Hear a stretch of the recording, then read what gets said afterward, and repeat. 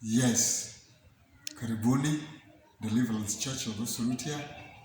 Katika ibada yetu tunawakaribisha.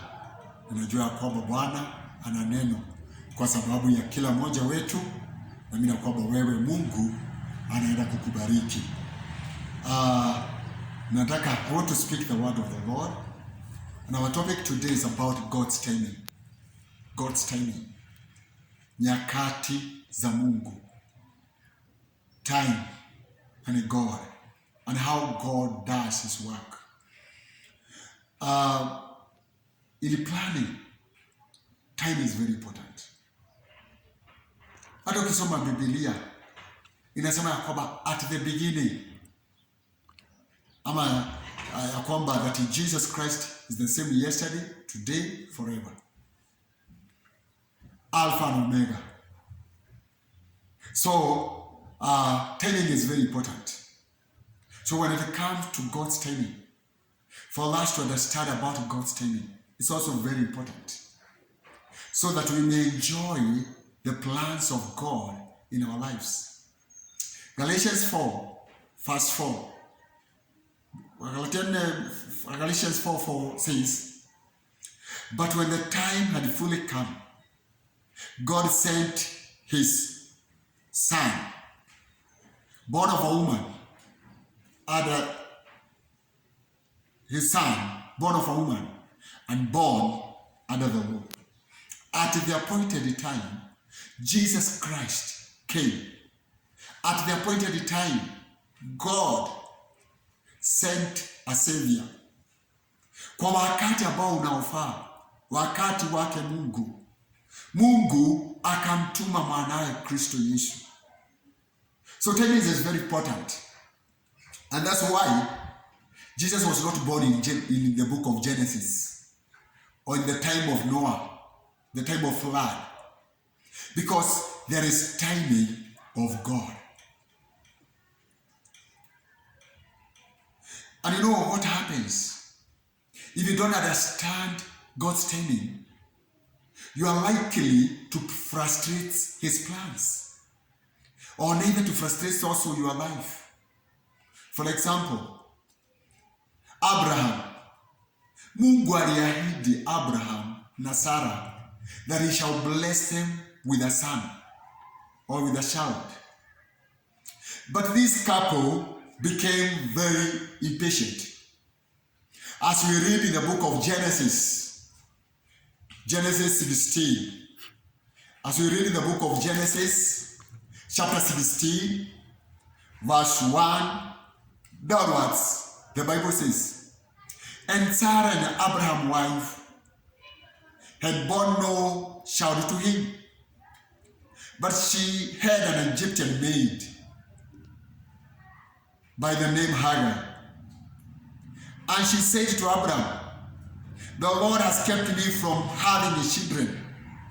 Go sleep with my maidservant. Perhaps I can build a family through her.' Abraham agreed to what Sarah said. So after that, Abraham has been living in Canaan 10 years. Sarah's wife took her Egyptian maidservant Hagar. Abraham and Sarah, they became impatient with God, because God has promised. Mungu alikuwa amewaahidi ya kwamba nitawabariki na uzao, nitawabariki na mtoto. But they became impatient with God, kwa sababu hawakuelewa the timing of God. And you know, wakati unafikiria unakosa kumgoja Bwana, unaanza kutafuta msaada na njia nyingine. Maana huyu mtoto wa ahadi, the promised son, was about Sarah and Abraham, not about the maidservant. No. God's plan was to bless Abraham and Sarah, but they became impatient. And this happens kwa wanadamu wengi, Kwa sababu ni ahadi nyingi sana Mungu anaahidi watu wake. Anaahidi atawabariki. Anaahidi atawainua. Anawabariki na watoto. Lakini Sara, ambao ni baba wa imani, Abraham, the father of faith, he became impatient. This man was a man of faith. But when it came to the issue of timing, God's timing, he went in his own way. Akaamua sasa, maana Sara amekaa sana, wacha tutafute msaada kwingine. Na unaona ya kwamba hata wakati walimpata mtoto anaitwa Ishmael, God became very clear ya kwamba huyu mtoto Ishmael will not inherit Abraham, because he was not a son of a promise. Na mara nyingi Bwana anatuambia tumgoje, tutulie, lakini nini kinafanyika? We become so impatient. And it happened to Sarah. It happened to Abraham, the father of faith. Tutafanya nini sifanyike kwako? Tutafanya nini sifanyike kwangu? Ili nikae nimgoje Bwana. Daudi alisema kugoja na nimgoja Bwana. Akaniinua, akaniketisha mahali ambapo kwenye mwamba. Kuna watu wa kizazi hiki watakaosema ya kwamba kugoja na limgoja Bwana. Another good example, we see it in the book of Exodus chapter 32. Exodus 32. Reading from verse 1. This is what the Bible says. That when the people saw that Moses was taking too long to come down from mountain, they gathered around Aaron and said, Come and make us gods who will go before us. As for our fellow Moses, who brought us up out of Egypt, we don't know what happened to him. Aaron answered and said to them, Take off the gold earrings that your wives and your sons and your daughters are wearing, and bring them to me. So all people took off their earrings and brought them to Aaron. He took them, they hardened him, and made him into an idol, cast in the shape of a calf, fashioning it with a tool. Then they said, These are your gods, O Israel, who brought you out of Egypt. Musa ameenda mlimani na ameambia wana wa Israeli watulie, wagoje. And they said, Come on, Aaron, this man by the name Moses is taking too long. Na anakaa na Mungu kule mlimani. Hatuwezi kukaa bila Mungu. So Aaron akasema namna gani? Toeni vipuli, hizo pete za dhahabu zilizovaliwa na wamama wenu, wake wenu, vijana wenu. Wakatengeneza Mungu, miungu imekaa mfano wa ndama, because they failed to understand about God's timing. And all this time, God was ministering to Moses. In other words, it's like he was giving Moses instruction. Vile hawa watu watapita jangwani. Na unajua, this was a very short time, comparing with the time these Israelites had stayed in captivity.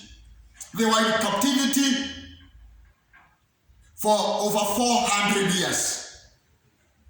Lakini muda Musa ameenda kuongea na Mungu, kwa ilionekana muda mrefu sana. Na wakageukia miungu ya mfano. Na unakuta ya kwamba when we don't understand God's timing, we become impatient. That moment that we are becoming impatient inaweza kuwa ndio muda ama wakati wa Mungu. Musa alikuwa na Mungu mlimani, anapewa the 10 commandment. Na nafikiria kwamba haikuwa kazi rahisi ya Musa kuambiwa the 10 commandments. Ya kwanza na kuandika kwa tablets, ya pili, ya tatu, na azielewe, ili anapokuja kwa wana wa Israeli waelewe Mungu anasema nini.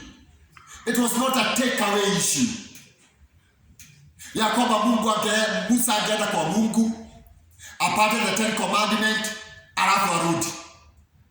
Ninataka kuamini ya kwamba God wanted to explain to Moses, or God wanted Moses to understand what he want him taught or teach his people. Na kwa hivyo ni maana sana so that katika maisha yetu tuelewe about God's timing. And when I talk about God's timing, I'm talking about events. I'm talking about seasons, circumstances, appointment. God's timing about events, seasons, majira ya Mungu. God's timing, majira ya Mungu. Majira ya kuinuliwa, majira ya kupanguzwa machozi, majira ya kubarikiwa. Yes, majira ya promotion. Hayo majira ya visitation ya Mungu. Unajua kuna wakati mtu anangoja Mungu, anaona kama Mungu haneni. Mtu anakaa, but Mungu ako na majira yake na design zake za kufanya kazi. Mungu si kama mwanadamu.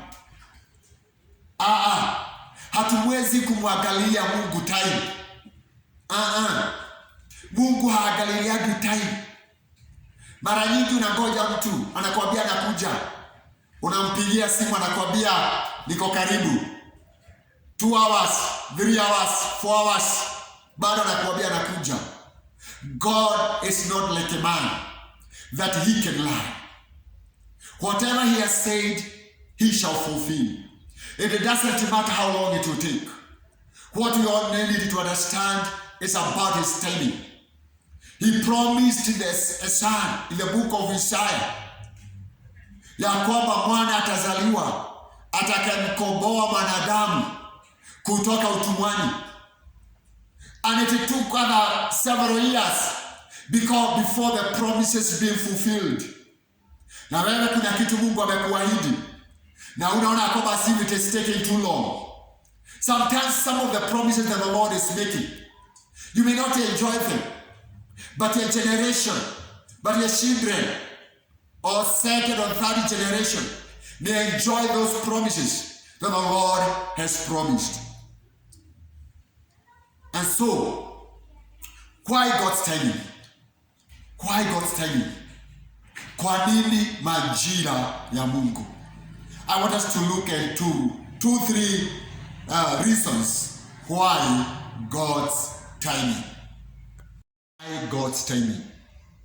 Kwa nini tuelewe majira ya Mungu? Jambo la kwanza ni ya kwanza, that God determines how things will be fulfilled. That's why we need to understand about God's timing. Because he determines, anapanga, anaamua. And that's why katika Hebrews 7 and 9:27 inasema ya kwamba it's appointed for a man, once for a man to die. It's appointed. Mungu katika njia zake. Na ni vizuri mwanadamu ajue ya kwamba hataishi hii duniani milele. You know God's timing. Na Biblia inasema kwamba tufanye kazi kugali mchana, maana usiku waja. God's timing. It's very important to understand ya kwamba Mungu ndiye anaamua mambo itafanyika namna gani na wakati gani, because it is appointed once unto man wants to die. So when you understand that You are not in this world forever. Unataka kukaa katika mpango wa Mungu. Unataka Mungu akusaidie. Unataka uelewe majira ya Mungu na vile Mungu anaifanya. Wana wa Israeli walichukua muda mrefu sana kule jangwani. Safari ilikuwa kidogo sana. A place where they could have taken a very short time. But when it comes to God's timing, it took them longer than expected. Because kuna kitu Mungu alitaka waelewe. So one, it is to understand that it determines how God fulfill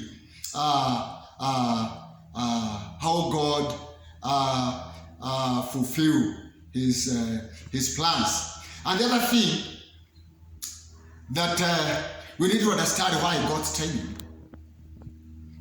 is about that God's timing is always connected to God's preparation or to his preparation.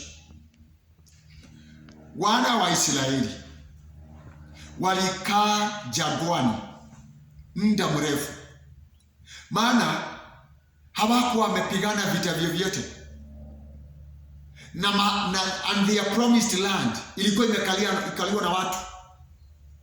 They were not exposed to war. So one of the reasons that it took them longer in the wilderness, God wanted to teach them about war. Jinsi ya vita, kupigana vita. Na kwa hivyo ilikuwa ni amana sana. So it is very important to understand that in his timing there is kind of preparation. Alikuwa anawaandaa wana wa Israeli kule jangwani. Maana kule jangwani walipigana vita na Amalekites na Hittites wengi ambao walikalia the promised land. Unaona the wall of Jericho, wanaenda kuizunguka. Walikaa katika nchi ya utumwa bila kupigana vita. Hawakujua mambo ya vita, na mambo mengine hawakujua kumtegemea Mungu. Because in a foreign country, in a foreign land, kule kulikuwa kunaabudiwa miungu ya kigeni. No wonder walikuwa haraka sana kugeukia miungu ya kigeni, kutengeneza miungu ya kigeni. So in the timing of God, there is a kind of preparation. Na ninataka uelewe hii majira, maybe the Lord is preparing something for you. He may be preparing you. Anaandaa watu. Angalia Musa katika nchi ya Egypt. The Lord was preparing Moses to lead his people. Akakaa katika nyumba ya kifalme.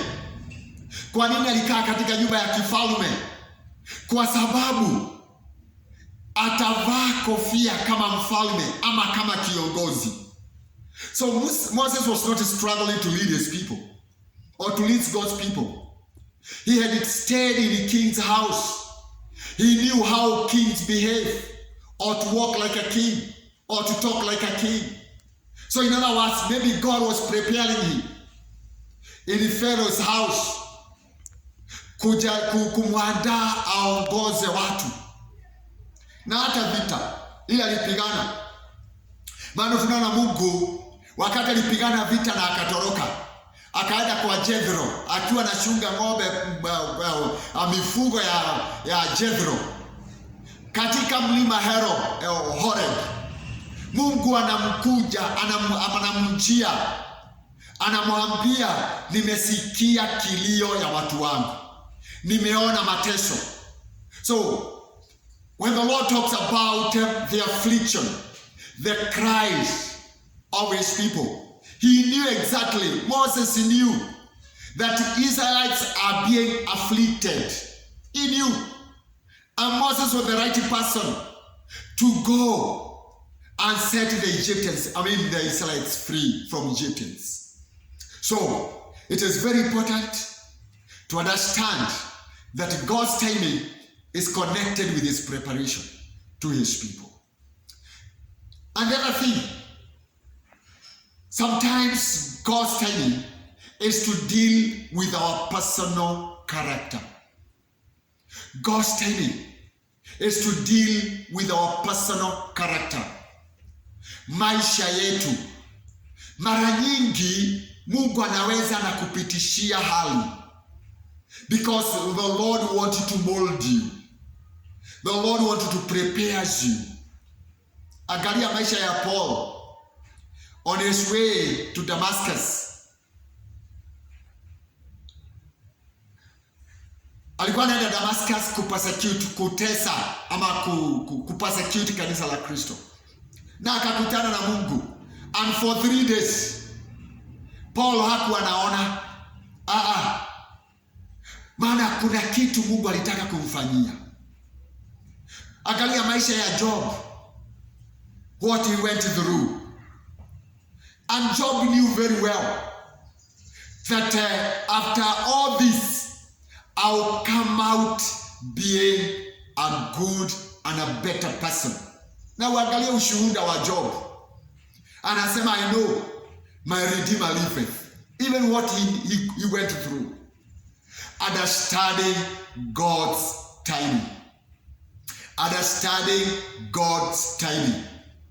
So sometimes God is dealing with our personal character. He wanted to mold us. He wanted to sharpen us. He wanted to teach us something.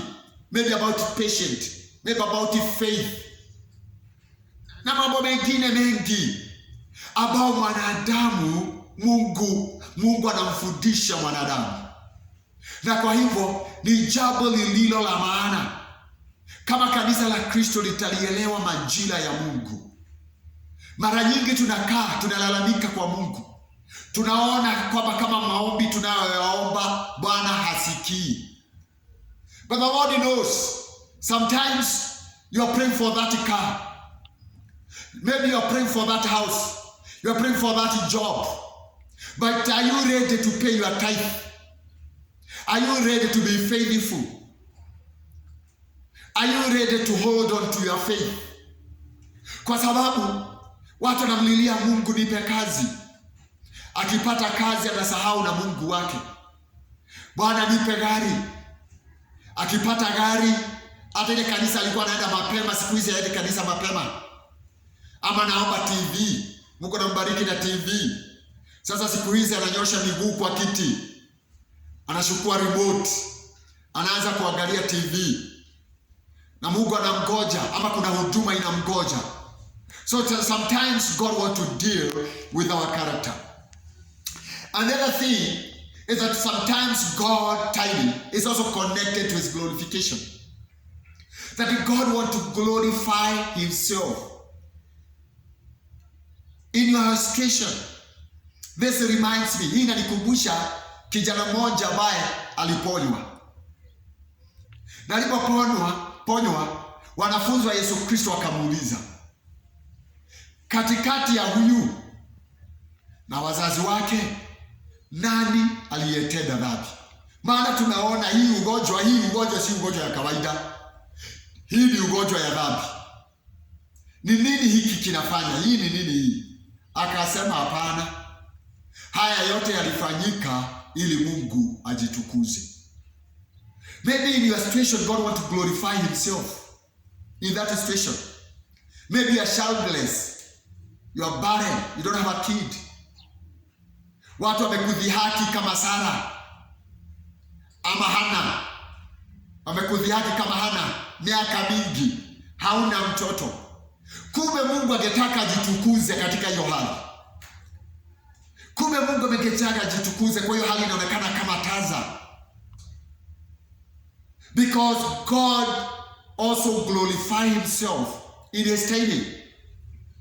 Sometimes tunataka ile mambo tunaitaka kama take away. You know nowadays, ukitaka nyama choma, unaingia kwa butchery, unapata chips, hizo fast foods na zile zingine. Unafungia unaenda nayo. Miujiza ya Mungu is not about take away. It's about timing of God. It's about waiting. It's about being patient. It's about understanding God's word. It's about being led of the Holy Spirit.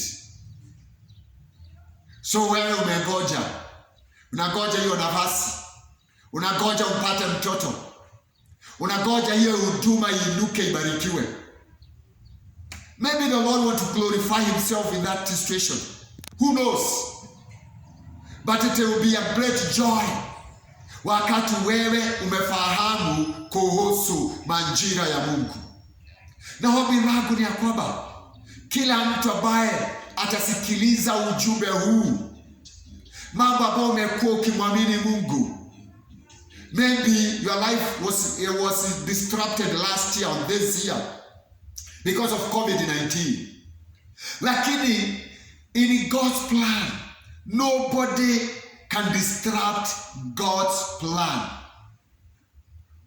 I want to read a final verse in Isaiah 60 verse 22. Isaiah 60 verse 22. This is what the Bible says. The least of you will become 1,000, the smallest a mighty nation. I'm the Lord. In its time, I will do this swiftly, or to the appointed time, I will make it happen. This is my prayer. That what I've been believing God, that what I've been trusting God, at the appointed time, the Lord will make it happen. I want to pray with you in the name of the Lord. Baba wetu na Mungu wetu, kuna huyu msikilizaji na mtazamaji anasikiliza huu ujumbe, na tunajua ya kwamba unatuambia at the appointed time you make it happen. My prayer and my desire is this servant of God, that God Almighty, in your power, in your grace, that you help him or help her to understand your timing. In the name of the Father, the Son, and the Holy Spirit. Amen. Amen. Shalom, shalom. Na waombea baraka, na wapenda. Endeleeni kutuandikia na tujue unatupata ukiwa mpande gani. God bless you. God bless you. Shalom, shalom, shalom.